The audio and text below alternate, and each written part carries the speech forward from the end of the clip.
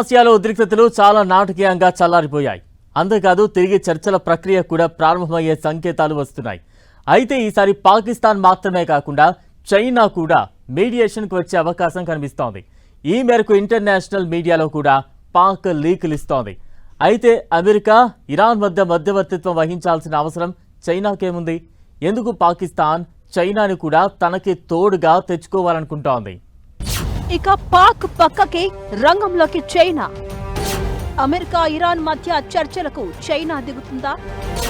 గతంలో మీడియేషన్ కి రెడీ అన్న రష్యా గల్ఫ్ దేశాల్లోని అమెరికా సైనిక స్థావరాలపై దాడుల్ని తాత్కాలికంగా నిలిపివేస్తున్నట్టు ఇరాన్ అధికారికంగా ప్రకటించింది.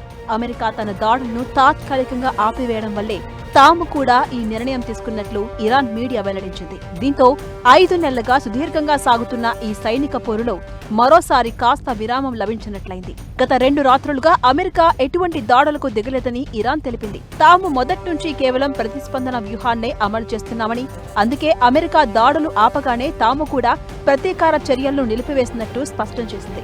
అమెరికా మళ్లీ శత్రుత్వాన్ని ప్రదర్శిస్తే తాము తిరిగి దాడులు చేస్తామని టెహ్రాన్ తీవ్ర హెచ్చరిక చేసింది.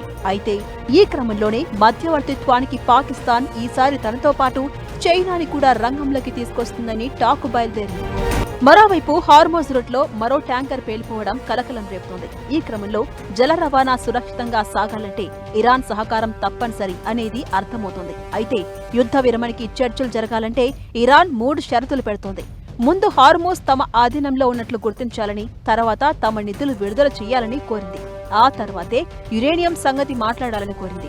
అయితే ఈసారి చర్చలు చైనాలో జరిగే అవకాశాలు కనిపిస్తున్నాయి. ఈ మేరకు అంతర్జాతీయ మీడియాలో లీకులొస్తున్నాయి.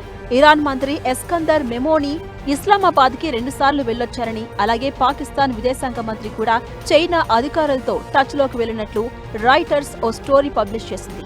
ఎందుకంటే పాకిస్తాన్ ఇప్పటికే ఈ మధ్యవర్తిత్వం చేసే స్థాయి కానీ, అందుకు తగిన హోదా కానీ లేదనేది ప్రూవ్ అయిందని, అందుకే తనకి తోడుగా చైనాని రంగంలోకి దింపే అవకాశం ఉందని చెప్తున్నారు. యెమెన్ దగ్గర హౌతీలు సౌదీపై దాడి చేయడంతోనే పాక్ మీడియేషన్ ఫెయిల్యూర్ కి నిదర్శనంగా మారింది. అందుకే చైనాని రంగంలోకి దింపితే తన ఆర్థిక సమస్యలు చక్కబెట్టుకుంటూనే పక్కకి తప్పుకోవచ్చనేది పాక్ ప్లాన్ గా చెప్తున్నారు. అమెరికా, చైనా 2 దేశాల నుంచి పాక్ ఇబ్బడి ముబ్బడిగా ఆర్థిక సాయం పొందుతోంది. ఇక ఇందులో చైనా ఇంట్రెస్ట్ ఏమిటంటే ఇరాన్ చేస్తున్న దాడులతో హార్మోజ్ జలమార్గం మూసుకుపోతుంది. దీంతో చైనాకి క్రూడ్ ఆయిల్ సరఫరా తగ్గిపోతుంది. మరోవైపు రెడ్ సీ కూడా బ్లాక్ కావడంతో ఆర్థికంగా చైనాకు కూడా పెద్ద దెబ్బ పడుతుంది.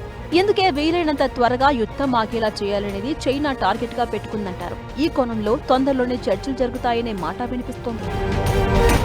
మరోవైపు ఇజ్రాయెల్ ప్రధాని బెంజమిన్ నెతన్యాహు వాషింగ్టన్ లో పర్యటించబోతుండటంతో రాయబార చర్చల కోసం అమెరికా అధ్యక్షుడు ట్రంప్ తాత్కాలికంగా ఈ విరామం ప్రకటించినట్లు విశ్లేషకులు భావిస్తున్నారు. పశ్చిమాసియాలో శాంతి ప్రయత్నాలు జరుగుతున్నా అటు యెమెన్ లో మాత్రం హౌతీ రెబెల్స్ హడావిడి తగ్గలేదు.